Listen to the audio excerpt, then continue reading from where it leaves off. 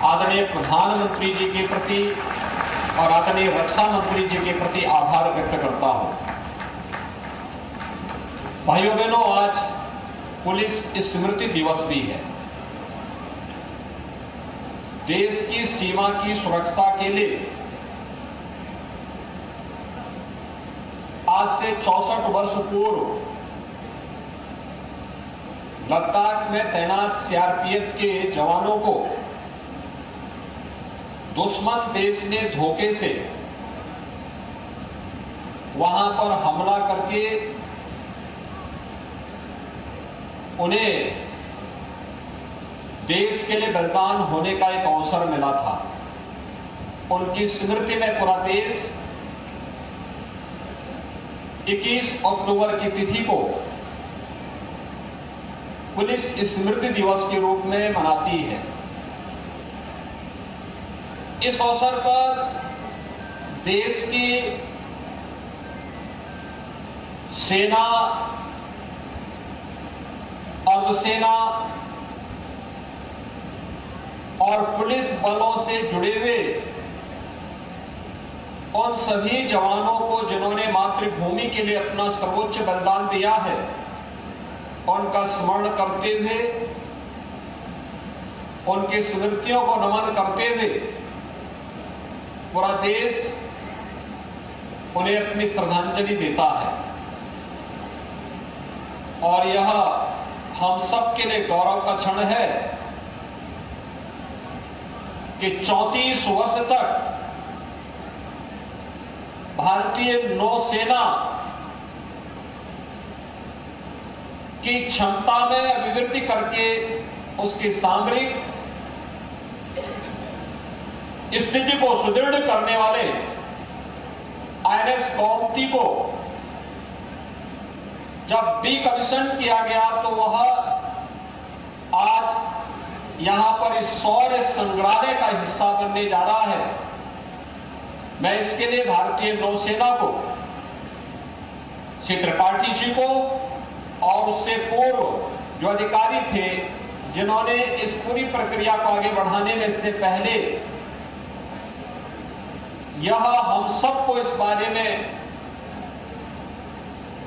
आश्वस्त किया था कि यह प्रक्रिया अगर आगे बढ़ती है,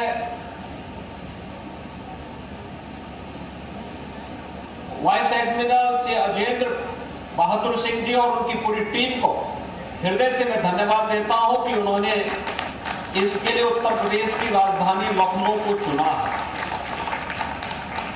यह भारत के शौर्य और पराक्रम का तो माध्यम बनेगा ही, हमारी युवा पीढ़ी को भारतीय सेना के बारे में, उनके शौर्य और पराक्रम के बारे में जानने का भी एक माध्यम मिलेगा। और साथ साथ प्रधानमंत्री मोदी जी के आत्मनिर्भर भारत के उस अभियान को जो आज मेक इन इंडिया के माध्यम से हम सब देख रहे हैं, इसको भी गति प्रदान करने का एक माध्यम बनेगा। भाइयों बहनों, हम सब जानते हैं कि अपनी विरासत को और अपने अतीत को विस्मृत करके कोई समाज और कोई राष्ट्र विकास की बुलंदियों को नहीं छू सकता। अतीत सदैव व्यक्ति और समाज के साथ चलता है। अतीत की गौरवशाली क्षण एक नई प्रेरणा होती है, पथ प्रदर्शक होता है, आगे बढ़ने के लिए एक अवसर भी होता है। और यह भारतीय नौसेना की बढ़ती हुई ताकत का एक नया माध्यम बनेगा। और उत्तर प्रदेश जैसे राज्य के लिए जो 2014 के पहले लैंडलॉक्ड स्टेट था, यानी ये माना जाता था कि उत्तर प्रदेश से जल मार्ग के माध्यम से कोई भी वस्तु उत्तर प्रदेश से बाहर नहीं जा सकती, लेकिन यह बात की बात थी। मुझे लगता है इसमें सच्चाई नहीं थी। आज से 50 साल पहले, 40 साल पहले हम लोग गांवों में सुनते थे कि नौकाओं से जल परिवहन होता था। जब सड़कें इतनी मजबूत, सड़कों का इतना अच्छा संजाल नहीं था, ट्रेन का आवागमन इतना प्रभावी नहीं था, एक स्थान से दूसरे स्थान तक परिवहन का माध्यम और कोई भी वस्तु के ले जाने का माध्यम नदी या जल मार्ग ही बनता था। और छोटी छोटी नदियों का, यानी उत्तर प्रदेश इस देश से बड़ा समृद्ध राज्य है कि पर्याप्त जल संसाधन उत्तर प्रदेश के पास मौजूद है। इन नदियों के माध्यम से और इनमें पोटेंशियल को देखते हुए उत्तर प्रदेश आज अपने यहां वाटरवे अथॉरिटी का गठन कर रहा है, स्टेट वाटरवे अथॉरिटी के गठन की कार्रवाई को आगे बढ़ा रहा है, जिससे हम इसके बेहतर उपयोग के माध्यम से प्रदेश के अंदर जल परिवहन के इस पोटेंशियल का उपयोग करते हुए प्रदेश में किसी भी वस्तु को एक स्थान से दूसरे स्थान तक आगे बढ़ाने के लिए कार्य कर सके। और हम सब आभारी हैं, प्रधानमंत्री मोदी जी ने देश का पहला इनलैंड वाटरवे वाराणसी से हल्दिया के बीच में जोड़ दिया है, जो वर्तमान में पूरी तरह क्रियाशील है, कार्य कर रहा है। यानी लैंडलॉक्ड स्टेट से मुक्त होने का एक माध्यम प्रधानमंत्री जी ने हमें दिया। अब स्टेट का वाटरवे अथॉरिटी इस दिशा में कार्य करके भारत सरकार की अथॉरिटी के साथ कार्य करते हुए इस कार्यक्रम को आगे बढ़ाने में अपना योगदान देगा, तो हम उत्तर प्रदेश के इस पोटेंशियल को भी आगे बढ़ाने में हमें मदद मिलेगी।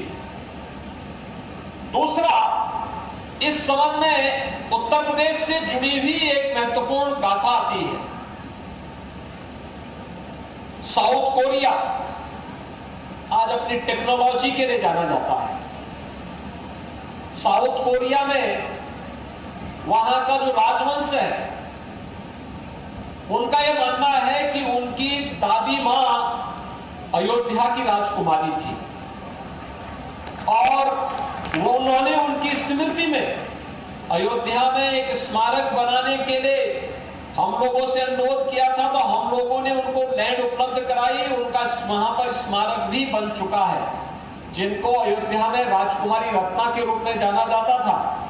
और वहां पर क्वीन हो के रूप में साउथ कोरिया में उनको स्मरण किया जाता है। आज भी उनके प्रति बड़ी श्रद्धा का भाव है। कहते हैं आज से 2000 वर्ष पहले राजकुमारी रत्ना अयोध्या से जल मार्ग के माध्यम से ही साउथ कोरिया पहुंची थी। आप अनुमान करिए 2000 वर्ष पहले भी उत्तर प्रदेश का संबंध जल मार्ग से था। यहां पर सातवाहन, चोल, गुप्त, इन सभी राजवंशों की चर्चा हुई, लेकिन हम द्वारिकाधीश को भूल जाते हैं। भगवान श्री कृष्ण का की जो द्वारिका थी वो समुद्र के अंदर ही थी और उनके पास अपना सबसे बड़ा उस समय का जो परिवहन का माध्यम था वह जल मार्ग का ही नौकाओं का एक बेड़ा था, जिसके माध्यम से उन्होंने द्वारिका को उस समय की सबसे समृद्ध नगरी के रूप में स्थापित कर दिया था। और यह किसी से छुपा हुआ नहीं है कि भगवान श्री कृष्ण ने आज से 5000 वर्ष पहले यह कार्य द्वारिका में करके दिखाया था।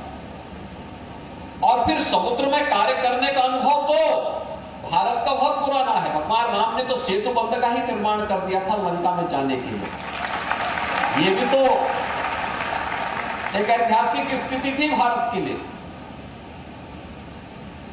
यह वर्ष अत्यंत महत्वपूर्ण है। नौसेना को अपना स्वदेशी चिन्ह भी प्राप्त हुआ है, और वह कौन सा है जिसको छत्रपति शिवाजी महाराज ने जो चिन्ह स्थापित किया था वही आज भारतीय नौसेना का अपना चिन्ह बना है। भाइयों बहनों, ये गौरव के क्षण होते हैं। हम अपनी विरासत पर, अपनी परंपरा पर गौरव की अनुभूति कर सके। प्रशासन को यह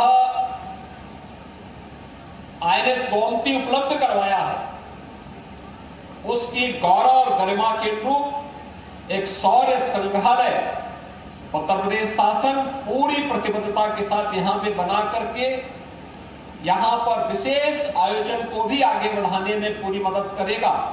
और मुझे विश्वास है यह उत्तर प्रदेश के वाटरवे की दृष्टि से, उत्तर प्रदेश के युवाओं के रोजगार की दृष्टि से एक मील का पत्थर साबित होगा। आज के इस पूरे कार्यक्रम के प्रति मैं एक बार फिर से नौसेना को और पर्यटन विभाग को धन्यवाद देते हुए आप सबके प्रति अपनी शुभकामनाएं देता हूं। आपको शारदीय नवरात्रि की भी और विजयादशमी की भी अपनी शुभकामनाएं देता हूं। धन्यवाद। जय हिंद। देख रहे थे सीएम योगी को, उन्होंने कहा कि अतीत सदैव समाज के साथ चलता है। अपने संबोधन में उन्होंने इस बात का जिक्र किया क्योंकि ये शौर्य संग्रहालय बनकर तैयार होगा और इस मौके पर यह कार्यक्रम आयोजित किया गया। शिलान्यास हुआ है आज सीएम योगी के द्वारा और